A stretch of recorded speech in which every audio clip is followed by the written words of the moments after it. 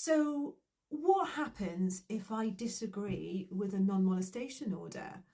If you have been served with a non-molestation order, I guarantee that you're probably going to freak out. You may be shocked, surprised, insert any adjective here, because I've seen it and it happens very quickly. And you may have been served with those documents via a bailiff. And your human instinct always is to want to rebut whatever is on the piece of paper. You want to rebut whatever it is your ex is saying about you. I get it. But legally, here's what's going to happen and here's what you can do about it.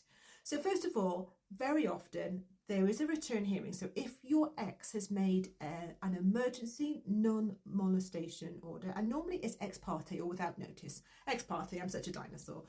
It's without notice. In other words, that your ex has rocked up to court with some paperwork, perhaps gone in front of a judge, and perhaps the judge has made an interim non-molestation order. There's too many N's and N's, and ordered that they serve you those papers via a bailiff.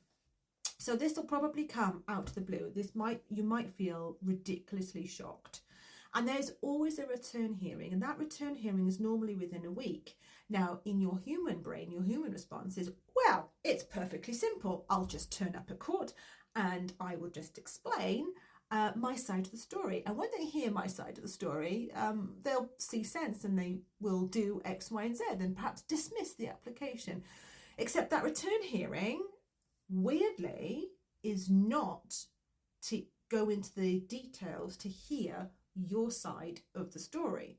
I know, weird, right? From the court's point of view, they simply want to know whether you agree with the non-molestation order or whether you're going to contest it.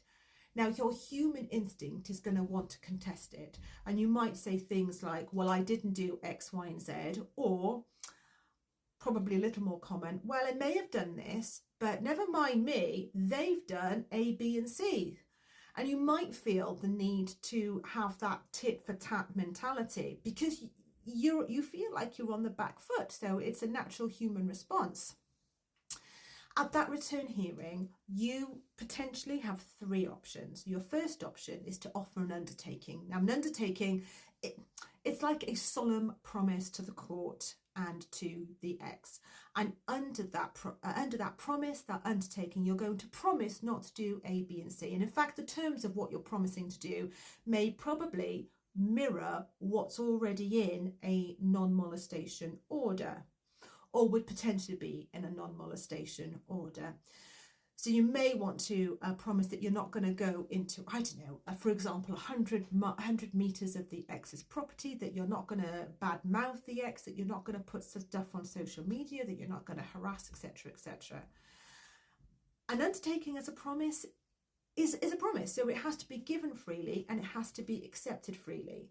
So that it's something the court can't just tell you to do. You have to offer it. If you're a litigant in person, you may not realise that that's an option for you. The great thing about an undertaking is that would draw a line underneath it. If it is accepted, if you're offering it and it's accepted, that's where the matters end. Matters will just end with an undertaking. The court will draw up an undertaking. There are serious ramifications if you breach an undertaking, and it could be contempt of court, and potentially you could go to prison, which has never happened, by the way, okay? But there is a warning, and I have seen people who have breached undertakings, and it's going to court, and it is serious. There's a whole process if an undertaking is a breach. So it's not something that's being taken lightly. You could also agree to the non-molestation order, but make sure that in the recital, in other words, to have it acknowledged in the court order that there are no findings made. In other words, okay, you know what? I agree with the order that I won't do A, B, and C, but I want it noted that I disagree with it and I've not done A, B, and C. And the court may very well accept a non-molestation order based on the fact that the court haven't investigated. There are no findings in maybe you've done A, B, and C. And the great thing about that is that the matter ends there. The return hearing, the matter ends there. I would always, by the way, have a statement to have your side of the story, because I think for often litigants in persons, it's important for you to say, look, well, this didn't happen, or this might have happened, but it didn't happen the way that they said it happened. Your final option is to, of course, contest it. Now, people often say to me, I want to contest it. I want to clear my name. Here's the thing with contesting it. No, absolutely contest it if you think it's an outright lie, depending on the circumstances, depending on the allegations. It might be an out and out lie. More often than not, though, when people are presenting allegations of domestic abuse, it tends to be a bit more of a grey matter. But there are circumstances where the allegations are so outlandish or so severe and so sinister that it's your right to want to contest it. In fact, it might be the case that in certain circumstances you say, well, hang on a minute, I haven't been doing X, Y, and Z, and actually they've been doing something even more sinister, even more concerning. And you have a right to make a cross application for a non-molestation order yourself. It's your right. It's your right to contest it. If you contest it, the court simply will list the court hearing for an all-day contested hearing.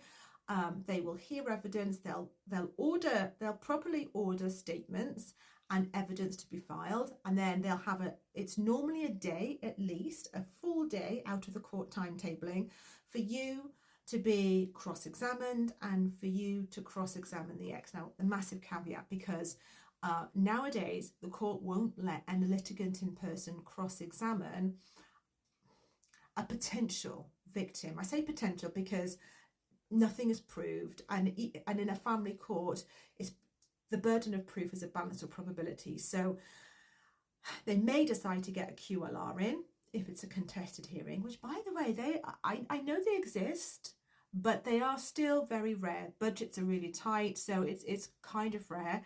And even if you are allocated a QLR, expect something very lastminute.com. I'd always recommend that you have someone beside you to prepare cross-examination questions to challenge A, B, and C. The magic is in the prep. In that scenario, sing it with me. But it is true, you put your evidence together if you have it. Part of the issue, I think, with domestic abuse is that can be a lack of evidence.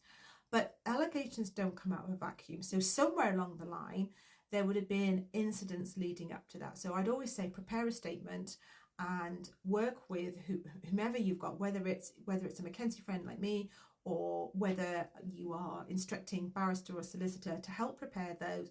Be your voice of sanity and perspective. Like, do you really need to want to fight this? Okay, because it can be expensive, drawn out, emotional, stressful, and all the rest of it. But it is absolutely your right to contest it. The court will have a long day hearing. Get your plan together and be prepared for the stand. Don't forget, a lot is taken on demeanour.